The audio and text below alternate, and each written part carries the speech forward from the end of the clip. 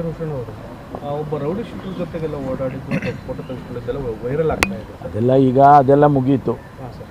ಈಗ ನಮಗೇನು ಆಗಬೇಕಾಗಿದ್ದು ಪಾಕಿಸ್ತಾನ ಜಿಂದಾಬಾದ್ ಅಂತ ಕೂಗಿದ್ರಾ ಇಲ್ವಾ? ಕೂಗಿದ್ದಾರೆ ಅಂತೇಳಿ FSL ರಿಪೋರ್ಟ್ ಬಂತು ಅಂತೇಳಿ ಅವ್ರನ್ನ ಅರೆಸ್ಟ್ ಮಾಡಿದ್ದೀವಿ. ಮುಂದಿನ ತನಿಖೆ ನಡೀತಾ ಇದೆ. ನಾನು ಸದನದಲ್ಲಿ ಏನು ಹೇಳಿದ್ದೆ ನಾನು ಅದರಂತೆ ನಡ್ಕೊಂಡಿದ್ದೇನೆ. FSL ರಿಪೋರ್ಟ್ ಬಂದು ಅದರಲ್ಲಿ ಪಾಸಿಟಿವ್ ಬಂದರೆ ಕ್ರಮ ತಗೊಳ್ತೀವಿ, ಮುಲಾಜು ಇಲ್ಲದೆ ತೊಗೊಳ್ತೀವಿ. ಯಾರದೇ ಮುಲಾಜು ಯಾರದೇ ಒತ್ತಡಕ್ಕೆ ನಾವು ಮಣಿಯೋದಿಲ್ಲ ಅಂತ ಹೇಳಿದ್ವಿ. ಮುಖ್ಯಮಂತ್ರಿಗಳು ಹೇಳಿದರು, ನಾನು ಹೇಳಿದ್ದೆ. ಅದ್ರ ಪ್ರಕಾರ ಕೆಲಸ ಮಾಡಿದ್ದೇವೆ. ಸರ್, ಬಿಜೆಪಿನವ್ರು ದೂರು ಕೊಟ್ಟಿದ್ದಾರೆ ನಾಸಿರ್ ಹುಸೇನ್ನೇ A1 ಮಾಡಬೇಕು, ಯಾಕೆ ಸರ್ಕಾರ ಅವ್ರು ಏನು ಬೇಕಾದರೂ ಕೊಡ್ಬೋದು, ಕಾನೂನು ಇದೆಯಲ್ವ, ಈ ದೇಶದಲ್ಲಿ ಕಾನೂನಿದೆ, ಕಾನೂನು ಪ್ರಕಾರ ಹೋಗ್ತೇವೆ. ಸರ್, ಈಗ ಪಾಸ್ಗಳನ್ನು ಕಡಿಮೆ ಕೊಟ್ಟಿದ್ರೆ ಆದರೆ ಅಷ್ಟೊಂದು ಜನ ಕರ್ಕೊಂಬಂದವ್ರ ಮೇಲೆ ಕೂಡ ಶಿಕ್ಷೆ ಆಗುತ್ತಲ್ವ ಸರ್? ಅದಾಯಿತು, ಅದೆಲ್ಲ ಈಗ ನಾವು ಚರ್ಚೆ ಮಾಡಿ ಏನು ಪ್ರಯೋಜನ ಇದೆ?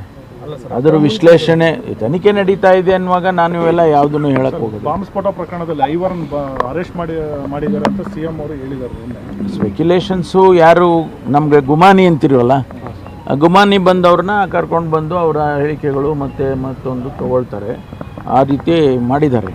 ಅರೆಸ್ಟ್ ಮಾಡಿ ಅಂದರೆ ಸ್ಟೇಷನ್ನಿಗೆ ಕರ್ಕೊಂಡು ಬಂದು ಅವ್ರನ್ನ ಮಾಹಿತಿಗಳನ್ನ ಅವ್ರ ಹತ್ರ ತೊಗೊಳಕ್ಕೆಲ್ಲ ಮಾಡ್ತಿದ್ದಾರೆ.